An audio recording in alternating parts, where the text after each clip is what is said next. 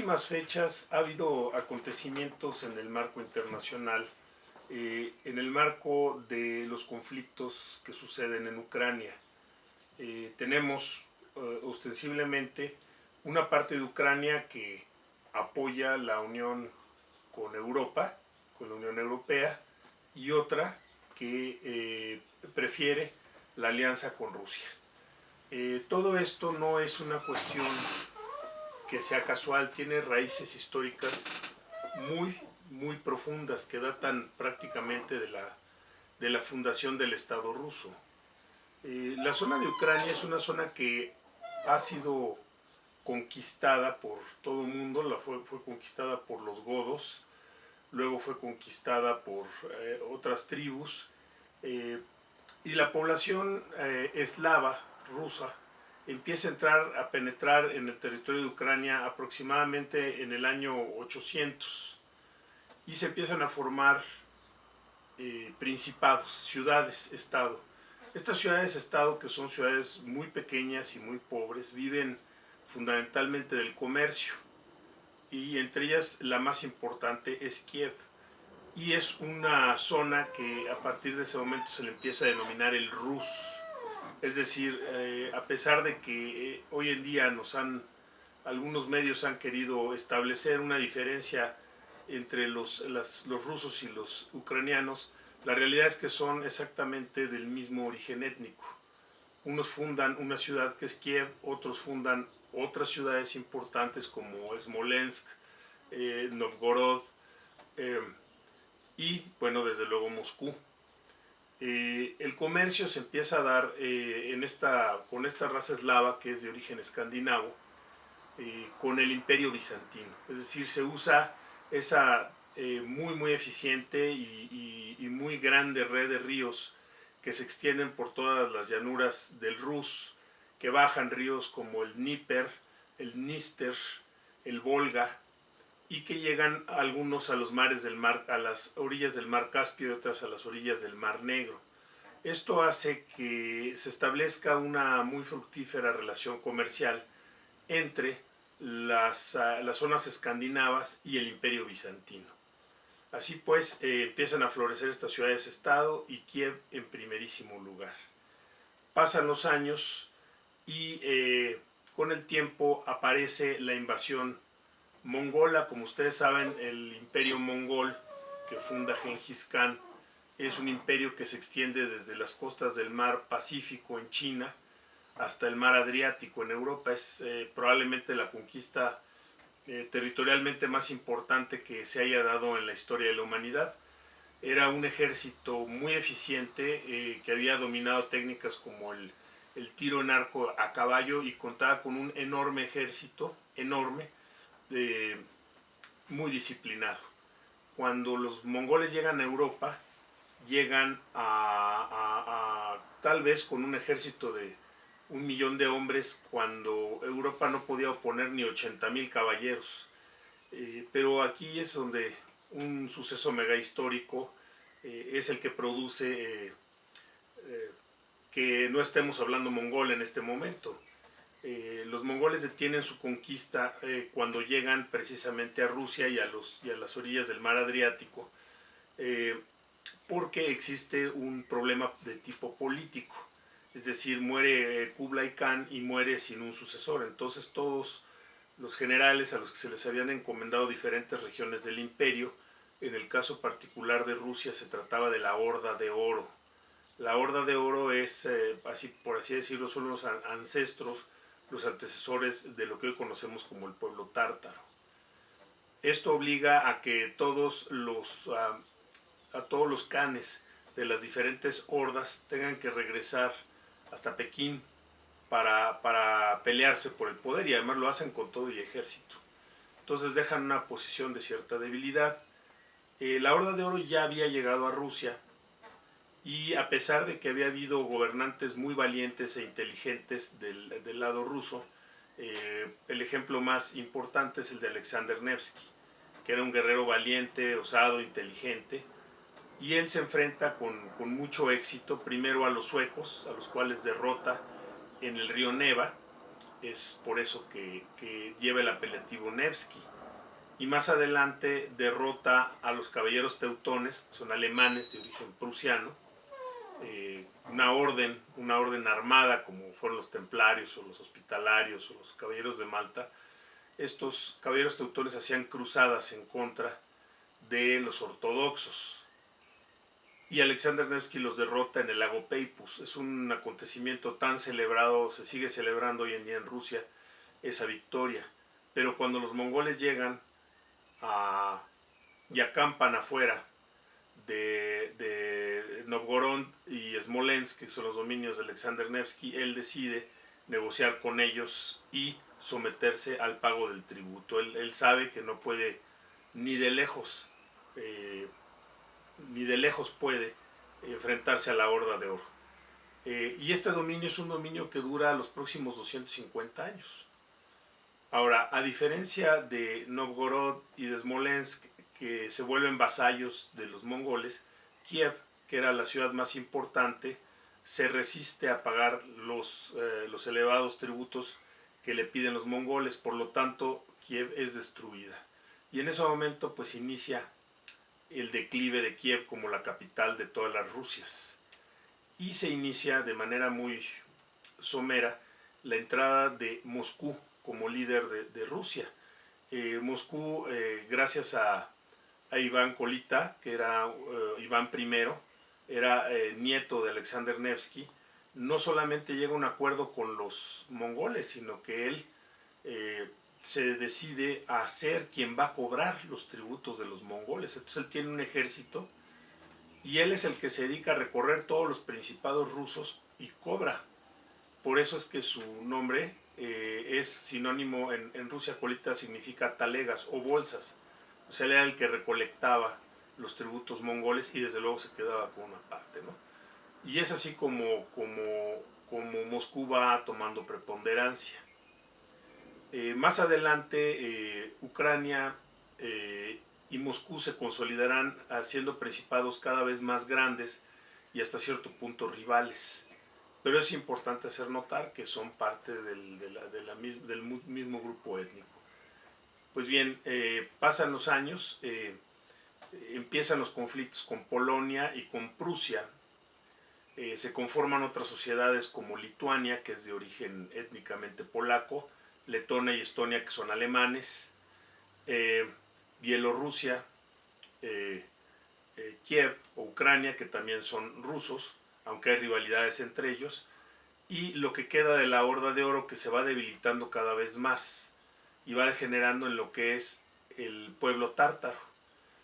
En aquellos años hay grandes conflictos cuando, por ejemplo, Polonia y Lituania se unen con la alianza de la Horda de Oro y llegan a conquistar Ucrania, incluso toman Moscú. O sea, siempre ha habido conflictos de guerra entre estos tres países, Alemania, Polonia y Rusia.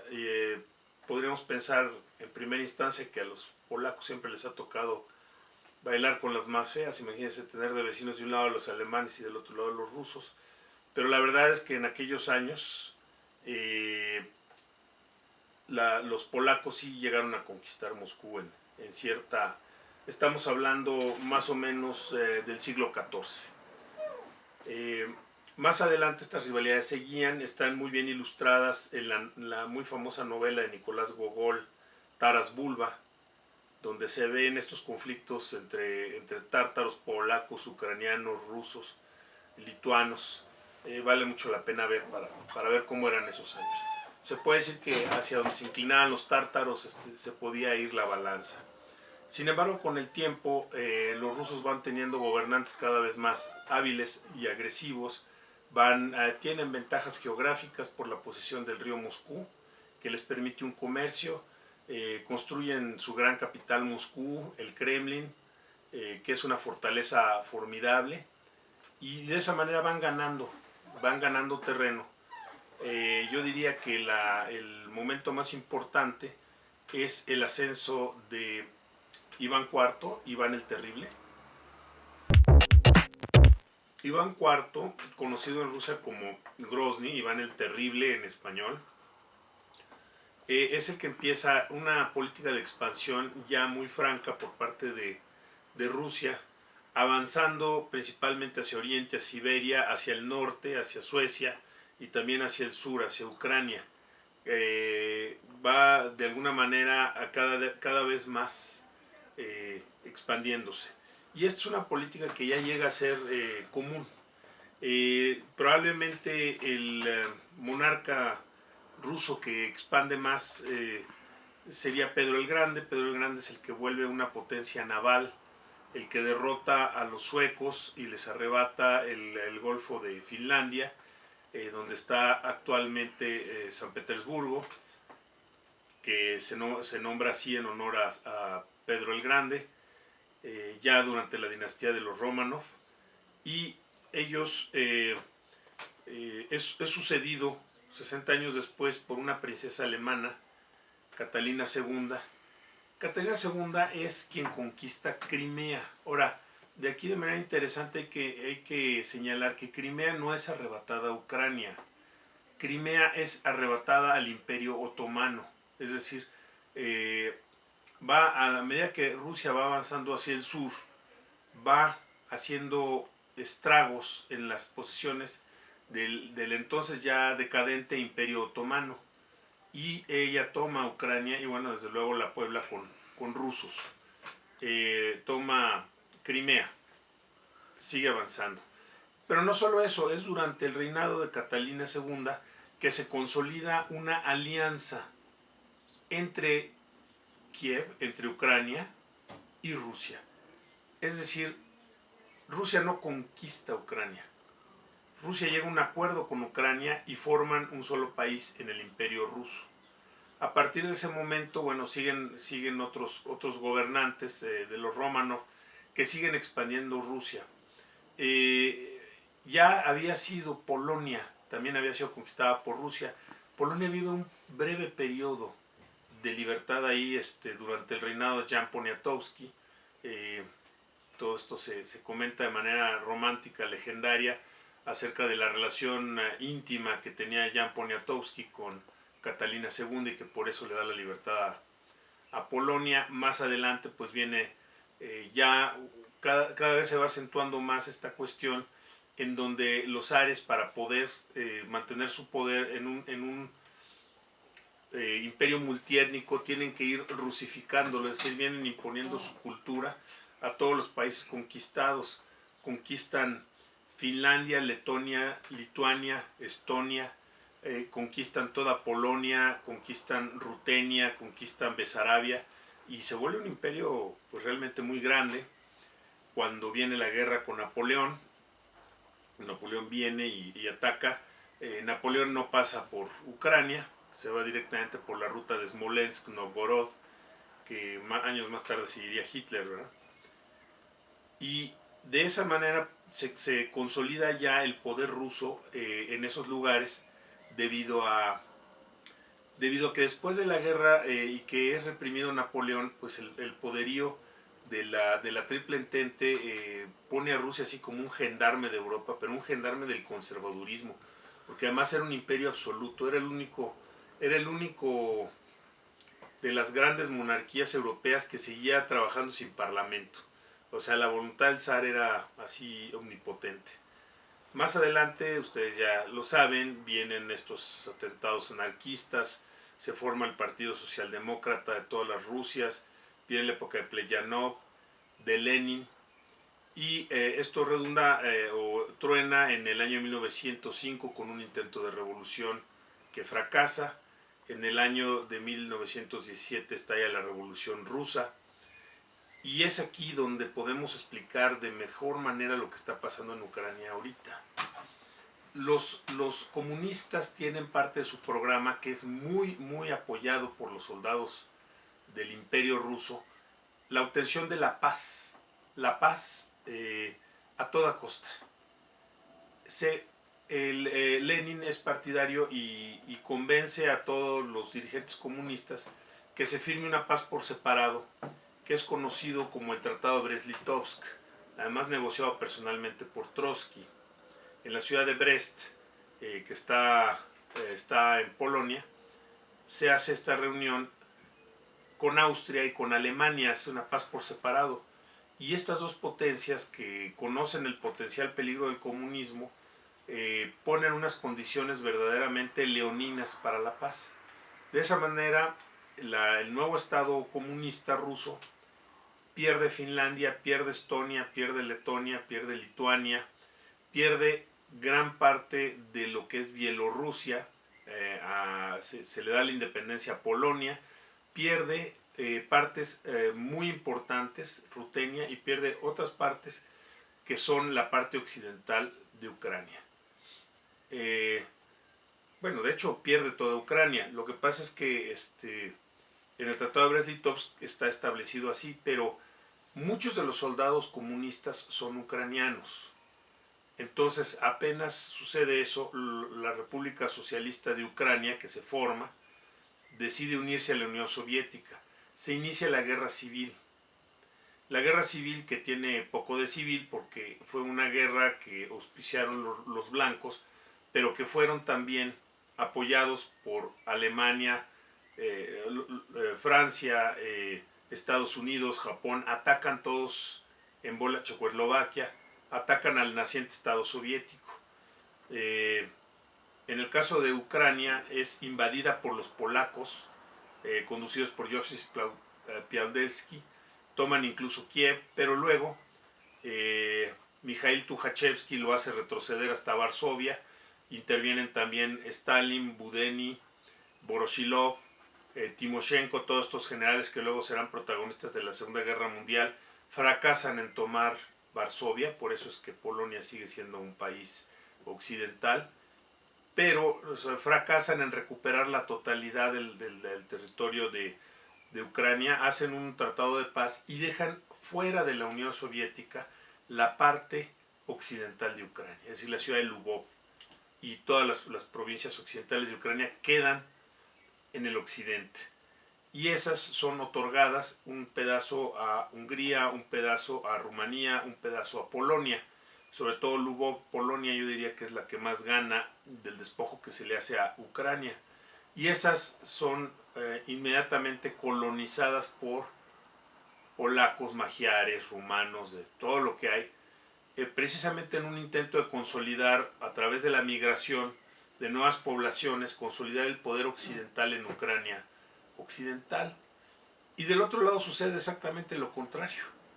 Las políticas ya después de 1924 de Stalin en la de disolver el problema del nacionalismo y entonces pues de llevar rusos a Ucrania, ucranianos a Rusia, Bielorrusia, de tal manera que se vaya disolviendo un poco este problema de las nacionalidades que tiene Rusia.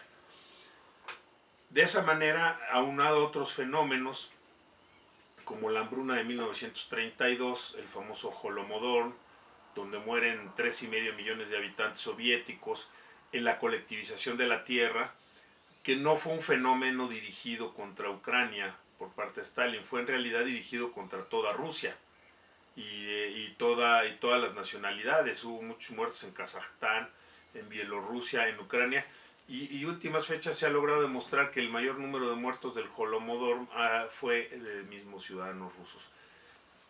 ¿Por qué menciono el Holodomor? Porque algunas fuentes occidentales de corte fascista han querido manipular la historia diciendo que el Holodomor fue una medida dirigida de los rusos contra los ucranianos.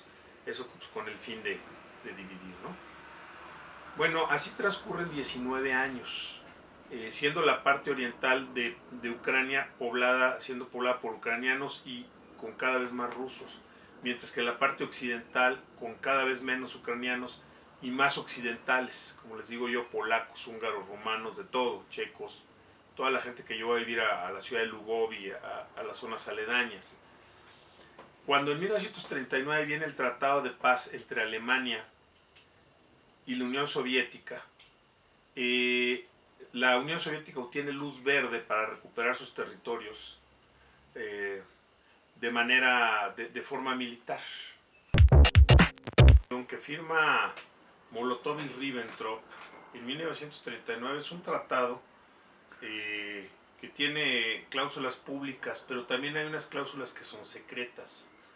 Y en esas cláusulas secretas se habla de las concesiones que Alemania le va a dar a la Unión Soviética, y estas consisten fundamentalmente en dejarlos ampliar su área de influencia. Lo primero que les van a permitir a ellos es reconquistar Lituania, Estonia y Letonia.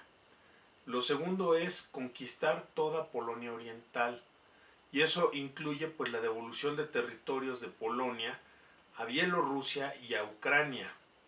La conquista de Besarabia, que había sido otorgada a Rumanía, y al mismo tiempo le permiten hacer reclamaciones contra Finlandia para obtener un colchón territorial al norte de la ciudad de Leningrado.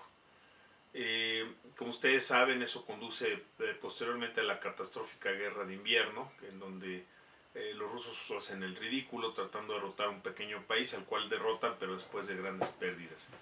Por otro lado, ¿qué sucede en lo que es ahora la Ucrania occidental? Pues a la Ucrania occidental, que es una parte de Ucrania que nunca vivió el socialismo, que vivió 19 años bajo la tutela de países europeos muy conservadores, que fue colonizada por estos mismos europeos, donde mucha población eslava fue expulsada, repentinamente es conquistada, pero es conquistada por los tanques del Ejército Rojo.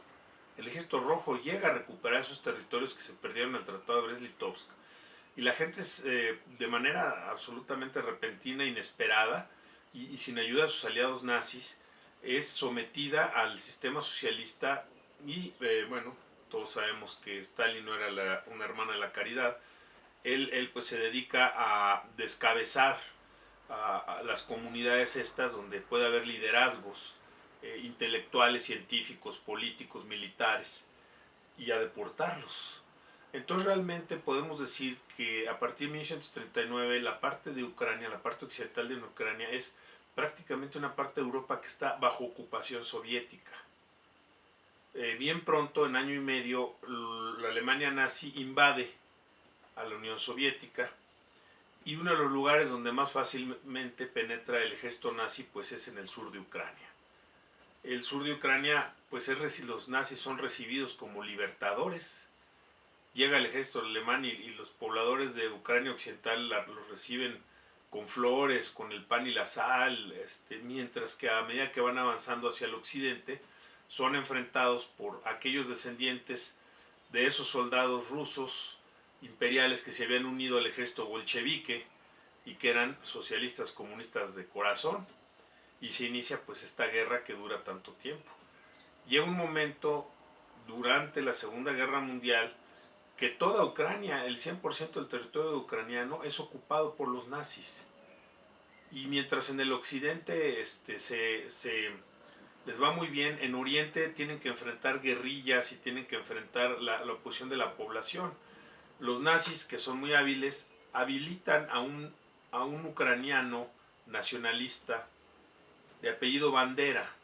Y este señor Bandera es el que se dedica a asolar la parte oriental de Ucrania en busca de comunistas, asesinando a sus propios compatriotas y obligándolos a someterse al poderío nazi. Es decir, existe ya el germen no solo del odio al fascismo, sino del odio a los ucranianos occidentales que son guiados por Bandera. Sin embargo, pues no es posible que los nazis derroten a la Unión Soviética. Después de Stalingrado empieza esto a ponerse mejor. Las guerrillas empiezan a proliferar en el norte de Ucrania, sobre todo a la frontera con Bielorrusia. Y se sigue avanzando hasta que finalmente los nazis son derrotados.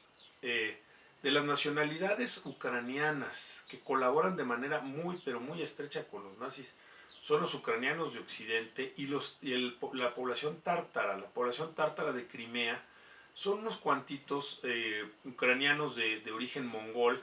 Son los restos, los resabios que queda de lo que fue la Horda de Oro.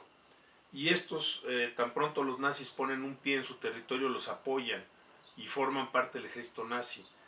Entonces Stalin, cuando termina la guerra, se siente conminado a tomar a la población ucraniana, a la ucraniana tártara, y mandarla a Siberia enterita. O sea, es un tipo de genocidio el sacar una población y mandarla a otro lado. Y lo hace como un castigo por haber colaborado con los alemanes. también la represión de la NKVD, la que luego fue la KGB, sobre la población de Ucrania occidental fue terrible, porque habían colaborado de manera muy activa con los nazis y eso no tenía perdón. No tenía perdón a la vista de Stalin, pero tampoco tenía perdón a la vista de los rusos y tampoco tenía perdón a la vista de los ucranianos orientales. O sea, ya desde ahí está esa división. Pasa el tiempo, muere Stalin y toma el poder nada más y nada menos que un ucraniano de Kiev, que es Nikita Khrushchev. Nikita Khrushchev, consciente de este problema que hay en Ucrania, decide hacer dos cosas de entrada. Una es garantizar el retorno de los tártaros a Crimea.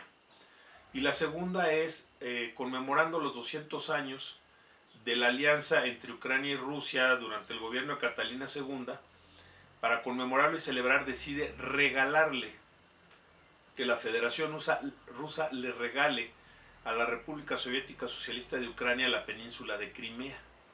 Y esto se lleva a cabo. En ese entonces pues parecía algo por demás, pues todo era Unión Soviética, ¿no?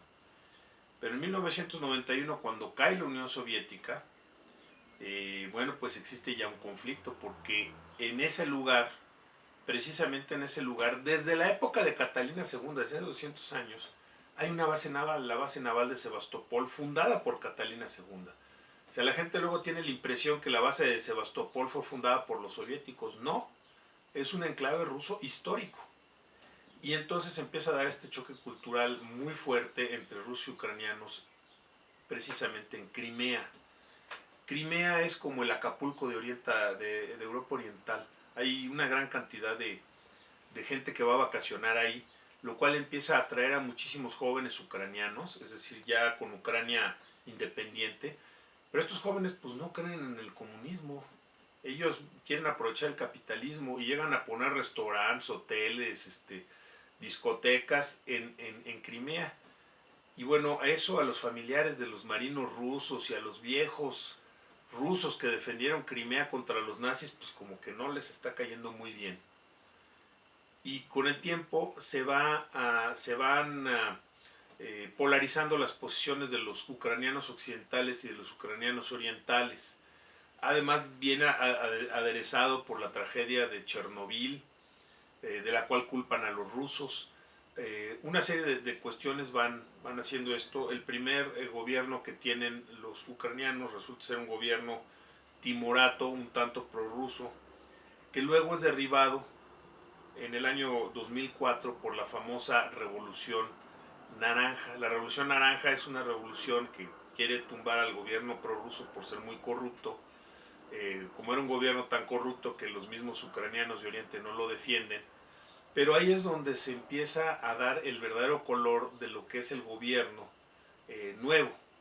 Ese gobierno es de corte ultraderechista, está absolutamente comprometido con formar parte de la Unión Europea y de que eventualmente Ucrania forme parte de la Organización del Tratado del Atlántico Norte. Y esto es lo que empieza a generar tensiones. Finalmente, el gobierno naranja tampoco es una respuesta a los problemas económicos de Ucrania. La cuestión es que el gobierno naranja pierde las elecciones con un partido llamado el Partido de las Nacionalidades, que en realidad es un partido en donde todos los que no viven en Kiev ni que viven en la parte occidental se organizan para que se respeten sus tradiciones, su idioma, y son fundamentalmente rusos. El Partido de las Nacionalidades postula a Víktor Yanukovych en contraposición de su tocayo y gran rival, Víktor Yushchenko. Víktor Yushchenko, el líder de la Revolución Naranja, aliado además con Yulia Timoshenko. Estos dos individuos son verdaderamente muy de derechas. Son gente muy ligada a los intereses económicos de Europa Occidental y han sido ciertamente los promotores de la alianza de Ucrania con Europa Occidental, lo cual ha sido rechazado por la población de Ucrania Oriental. Ucrania Oriental se siente más inclinada a consolidar una alianza con Rusia, y estos intereses son representados por Víktor Yanukovych, que obtiene la presidencia en las penúltimas elecciones que hubo. Sin embargo, Viktor Yanukovych es víctima de su propia corrupción y de una campaña muy fuerte por parte de Occidente, en donde los grupos de extrema derecha del occidente de Ucrania, principalmente en Lvov, inician una revuelta que algunos juzgamos tiene demasiado parecido con las revueltas que se han dado en Siria, que se dieron en Libia, que se están dando en Venezuela, en donde se puede ver la mano del imperialismo y cómo se ha ido permitiendo que los fascistas supuestamente vestidos en civiles vayan tomando las plazas y con extrema violencia hasta que logran su objetivo. Viktor Yanukovych es derribado con esta protesta que se llama de la plaza de Maidán, que es el centro de Kiev, y se impone a un presidente de corte derechista, de mucha derecha, Alexander Turchinov. Podría haber sido peor, había peores candidatos, más violentos y más fascistas. Y esto da, pues, en primer lugar a la toma de Rusia de Crimea. Es decir, Rusia hace un referéndum, evidentemente organizado desde Moscú, triunfan, como era de esperarse, por la población arrasadoramente rusa que hay en contra de los pocos tártaros y de los pocos ucranianos que hay ahí, y incorporan esto porque Rusia jamás iba a dejar que se cerrara el puerto, la base naval de Sebastopol. ¿En qué estamos ahorita? Estamos en que repúblicas como Donetsk y Lugansk se acaban de consolidar en una nueva república que se llama Nueva Rusia. Están siendo atacadas militarmente por el ejército ucraniano y se ha elegido un nuevo presidente, Petro Poroshenko, que pudiera ser tal vez una balance que pudiera llegar a un acuerdo que culmine en una nueva Ucrania con una nueva constitución federal para evitar la guerra civil.